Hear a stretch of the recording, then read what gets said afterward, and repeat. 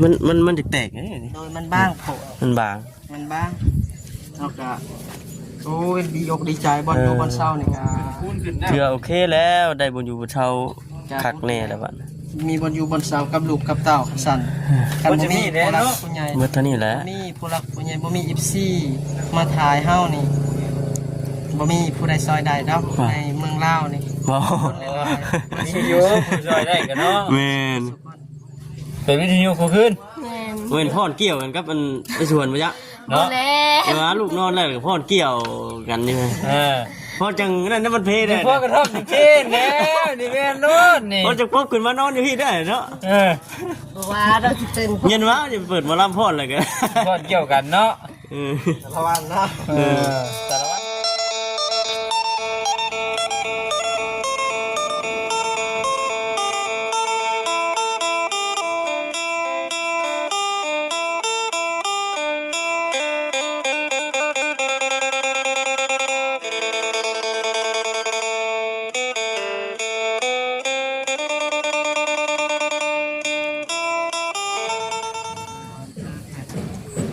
พี่น้อง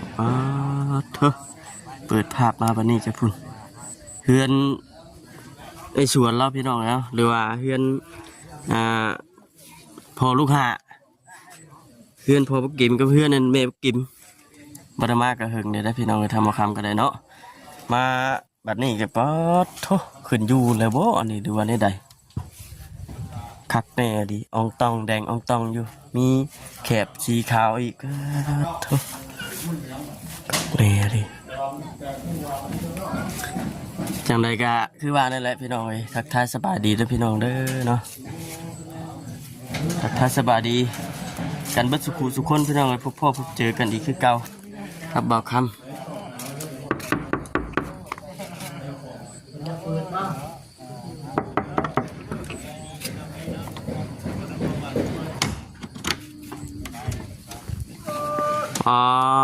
ทุ อ้าวสบายดี ชิวแท้เฮือนใหม่นี่บ่โอ้คักแน่ดีบาดนี่แห้งเบิดเลยบ่อันยางสีมันน่ะแห้งเบิดเลยแห้งคักแน่นอนเลยบ่ ยังไงบางวันเฮ็ด นั่นแหละนอนฝนตกแห้งอ้าวสบายดีมาก ใจดี อยู่ดีมีแห้งเพิ่งบ่ได้เห็นเพิ่นมาบ่มาหาเลยกะ กูมาเลย กะ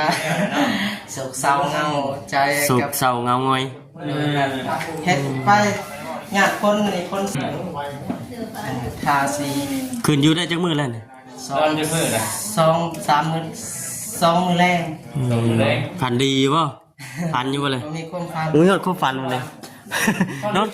แสดงว่านอนแจ็บอีกเนาะแจ้งไว้พูดดิ บ่ได้ฝันซะ อืม คือว่ามือออกพรรษาพุ่นแหละบ่าวเอ้ย เฮ็ดที่ใด ก็มีข่าวดีกับผู้หลักผู้ใหญ่คือว่าบ่าวแซนข่าวดีมาให้บ่าวสวน เพิ่นว่าได้ น้อง ได ชายบ่าวแซนเพิ่นว่าสิเฮ็ดห้องน้ำให้เพิ่น โอ้ ก็มา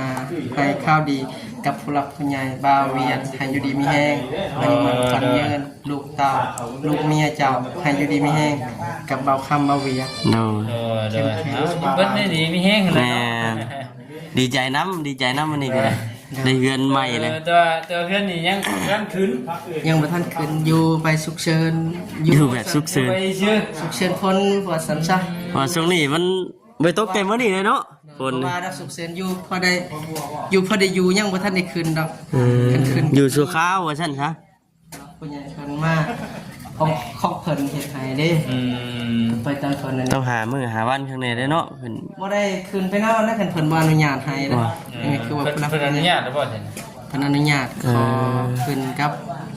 ขอคันหาผู้ นอนอยู่หันเป็นได้ได เบาแสนฝนตกหนักเบา ฝนตกหนัก เสียดเน่ามันสานะ มันน่ะ ลงมาแต่ฝนลงมาแต่เหนือขึ้นมาแต่ใต้ มันน่ะเปียกติ เปียกที่มันมาตามแปดไม่น่ามันมาตามแปดนี่สิ อืม มันไหลลงมากแล้วก็ซึมเขาพระห่ม วันนี้ขามาอยู่ในนี่ก็สิโอเคอยู่พี่น้องเนาะ ก็เลยพบมาผี 3-4คืนมาแรงเนี่ยเด้ปูนยังเหลืออัน เอาเทตัวนี้แล้วมืออื่นนี่บ่าวอัน ปูนตัวนี้ป่ะ โดย ตัวนี้ เทยาวเทไปชื่อเลยเนาะ ยาวโดด เทเองบ่ตัวนี้กะ เทเองอันนี้บ่ใส่เทไว้หน้าบ้าน จะเทเองบ่ โดยยังบ่ทันได้นะ มันแตกๆไง โดยมันบ้างโผล่ มันบาง มันบ้างเอากะโอ้ยดีอกดีใจบอลอยู่บอลเศร้านี่กะ เถื่อโอเคแล้วได้บุญอยู่บนเช่าคักแน่แล้วบัด มีบอลอยู่บอลเศร้ากับลูกกับเต่าสั่นกันบ่มีผู้รักผู้ใหญ่ เมื่อเท่านี้แหละ บ่มีผู้รักผู้ใหญ่บ่มีอิฟซี่มาถ่ายเฮานี่บ่มีผู้ใดซอยใดดอกในเมืองลาวนี่ บ่ มีอยู่ผู้ช่วยได้กันเนาะ แม่น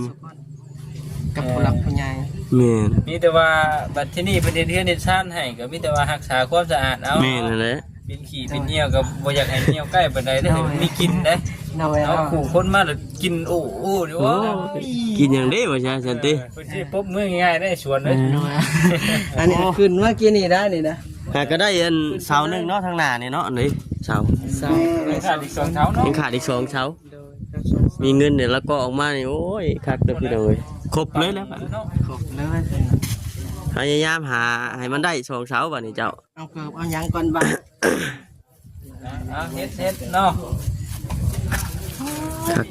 ดีใจน้ำบัดนี้ เบิ่งเข้าไปเบิ่งเฮือนใหม่ก่อนเด้อนี่อัดเด้อประตูนี่อัดเรามานอนอยู่นี่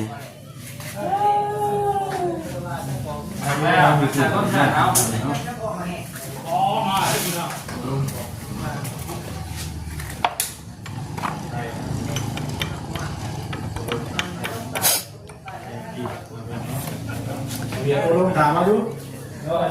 เราพ่อที่ไหนเนี่ยพวกนี้ผมว่าไม่ชอบได้ก่อน ไม่ยังไม่ยัง นอนอยู่ถูกเหมือนยันพีเลย มันไม่พีว่าไม่กิน ผีมใช้ ฮะ พ่ออีหลี คิดในใจว่าย่านผีนอนลุม นอนรุมใช้น่ะ นี่ได้อยู่อะนอนเพื่อนหน่อยนะ นอนเฮ็ดน้อยยันผี หากระย่านตอนไหนอะไร ย่านคน เจ้าหากระย่านตอนไหน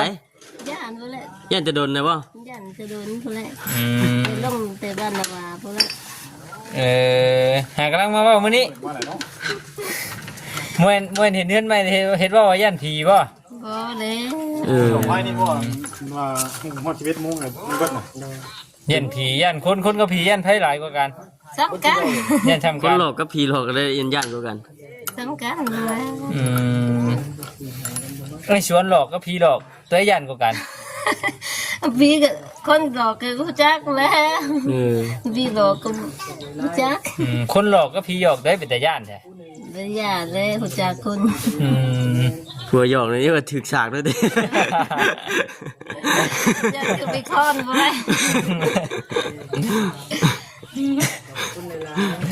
คนหลอกกับผีต่างกันแน่เนาะเออ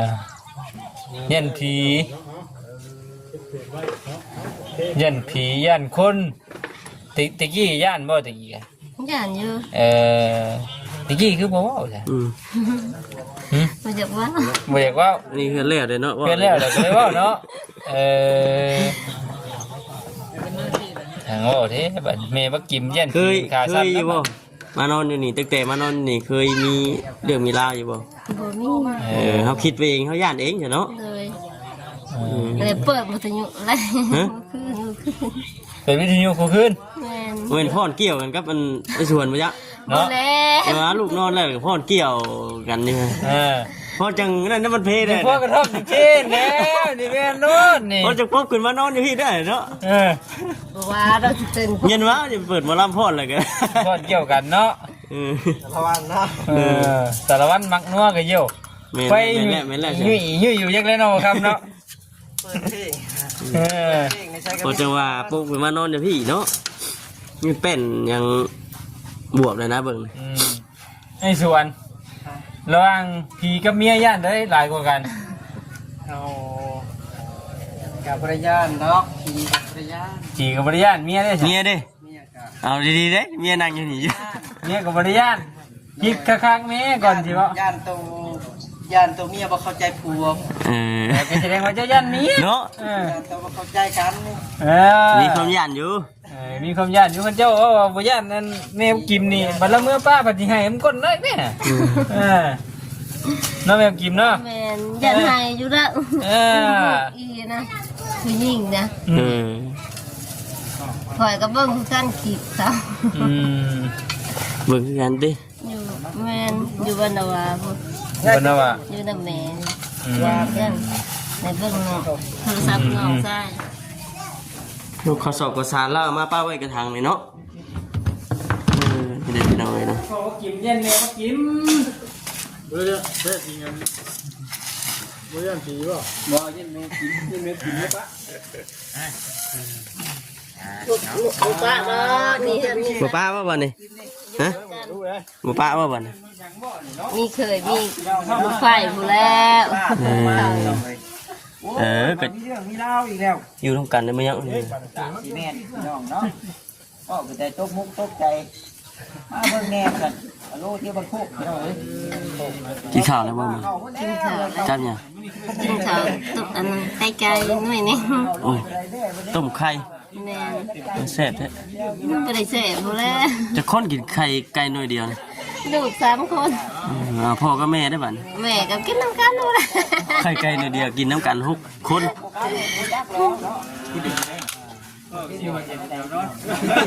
น้ำกันนั่นแหละ ฮะ กินน้ำกันนั่นแหละอย่างดีมันอยู่ลูกอยู่น้ำแค่นี้ไปซ่อนแล้วไปหาหน่อไม้ก็ได้กิน อ้าวน้ำใหม่ยังพอได้กินอยู่บ่ หน่อไม้อันนั้นเพกอันเด้ มันเพกเอาอยู่แถวนี้บ่ได้มีบ่น้ำใหม่ไหล บ่พูดใจอยู่ มีอยู่แต่ว่ามันไกลสิบ่เออ ไปผู้เดียวบ่ฮันละ มันเอาเกียมรถเจ้ามันเกียมมันฮุบมันหาห่มประเภทเจ้าหันบัดนี่ว่าฝนสิตกเลยน่ะ นอนมื้อแรกฝันดีอยู่บ่สมอยเจ็ดเลย บ่ อย่ว่านอนเฮือนใหม่เฮือนงามเดี๋ยวช่วงสิฝันแท้นี่ฝันถึกเลขเด็ดแท้บ่ฝันซับนอนเจ็บคักกะดิซะเนาะ เมื่อนั้นก็พันก็ยันบ่ถือ ผ่านไปได้ผ่านว่าหยังขึ้นมานอนพี่บ่ แม่น ผ่านว่าหยัง แล้วว่าเขาว่าค่อยแป้เพราะค่อยว่ายันใจ เด็กไก่ แม่น ฝันได้จังมือแล้วจะฝัน โอ้ย3 มื้อ4 มื้อ โอ้เนาะ แล้วตอนเมื่อคืนนี่เราบ่ได้ยินนะมิดสิหน่อย ฝันเธอเดียวเลย อืม ป้าดังคน แล้วเกียมเก็บไว้แล้วมันเจาะเก็บอย่างนั้นเลย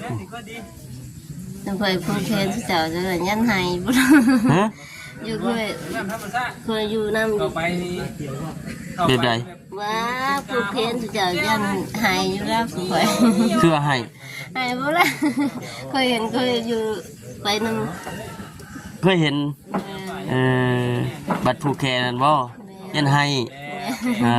สิไปใช้เนาะผูกกัน เฒ่าอย่างนอนเนาะฝนสิตก ยังกันพ่อหน้าพ่อตาคือเก่ายังสิเที่ยวเข้ามาอัปเดตเบิ่งอยู่เวลาผูกแขนแล้วสิไปเลย ยันไปเลยบ่ล่ะ ยันบ่มาใกล้บ่ แม่นยันพูดแทนพูดอันนั้นเลย มาคือเก่า เลย มาคือเก่ามาคือเก่า สุขอยก็คอยบ่ล่ะนอนล่ะ คลองทางเลยบัดนี้ติที่เก่ามาพอได้ปากเลยลมเนาะ แม่นเมื่อเช้านี่ก็ว้าวแล้วก็พอกินเบาเส้นเบาแล้วเบาจิตเบา ชื่อเพิ่นอยู่บ่มาแต่ละคน ชื่ออยู่ ป้าละบ่เฮ็ดแล้วก็คือมิดชะม้อยแท้ติ แม่ เออ คันมีโทรศัพท์เสียฝากเพลงให้อยู่ ฝากเพลงให้ห้องเพลงบ่ ฟังโทรศัพท์มือถือเพื่อ รุ่นฝากเพลง เพื่ออยู่น้ำแหละกินหอดกัน ป้า คนละ เชียร์จังบัดนี่ ผมเปื้อน มันเปื้อนเนาะ ผมเปื้อน มื้อใดดีเนาะ ขึ้นพุ่นและมือออกพรรษาพุ่นและเบาเอ้ยนี่คือเบอร์ตัด คุณบอดเก่ามันยังคือสิแม่นมาเฮ็ดอยู่เฮ็ดกินอยู่นี่เนาะเพิ่นเอาไว้เนาะเฮ็ดอยู่เฮ็ดกินยังเฮ็ดอยู่นี่อยู่นอนเป็นตาย่านพูดว่าซั่น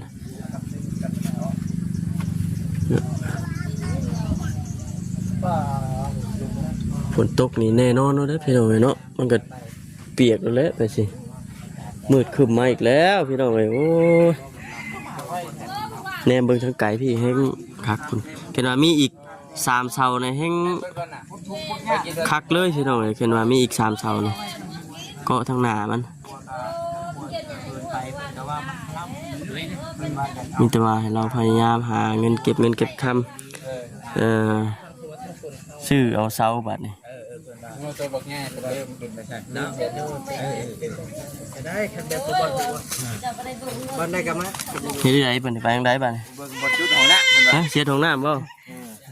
แต่ว่ามันก็เดี๋ยวว่าหาบอลมันเหมาะอันเนี้ยดินเจ้าบงกวาง จะเฮ็ดใกล้น้ำฉากนี่บ่ ใกล้ทางกับเทียงกันรอบนึงเลย ให้ผู้หลักผู้ใหญ่คือว่าเบาตาเบิ่งนี่แหละ สำหรับข่อยเห็นบ่ แต่โดย ดินเจ้าฮอดใช้ดินเจ้าบัดทางใต้ดิ ทั้งกายกับแม่ทางกุกบก ข่อยน่ะมักภาคกุ้งหิ้วไปคุณข่อยเอามันลามไป ลงกุกนิ้วบ่บ่ ลุมมันกุ้งหิ้ว หมู่ไก่เฮือนพุ่นบ่ บ่ไกลบ่ใช่เอาแต่ว่าเชิงนี้ว่าหัวเฮือนว่ารับ อ๋อฝาดังมากเลยพี่น้องเนาะ น้ำประมวลนะน้ำประมวลเด้อ มันใช่แหละบ่ได้บ่จะเอาไว้เนื้อบัดนี้ เขาลงเขาเอาเลยเด้ สมมุติว่าเลิกคิดเองแล้วก็ถามเจ้าของ เนาะพี่น้องเนาะคลิปนี้ก็คือสีประมาณนี้แหละพี่น้องเนาะมื้อนี้ก็แวะเวียนเข้ามาเยี่ยมยามถามไทยเบิ่งเฮือนในสวนเราพอดีว่าสิมีข่าวดีเข้ามาอีกอยู่ว่าซั่นเรื่องของน้ำของในนี่แหละกำลังหาจุดหาบอลอยู่สิเฮ็ดบอลใดว่าซั่นเฮ็ดถึงหัวเฮือนบัดว่ามันคลำคำแคะเป็นสิใช้เสียงข้างเฮือนสิบ่มันเป็นได้จะพี่น้องเนาะผมเห็นเข้ามาเบิ่งเด้อไปพี่น้องจังไดก็อยู่ดีไม่แห้งคลิปนี้กะจบคลิปก่อนโอเคพี่น้องสบายดี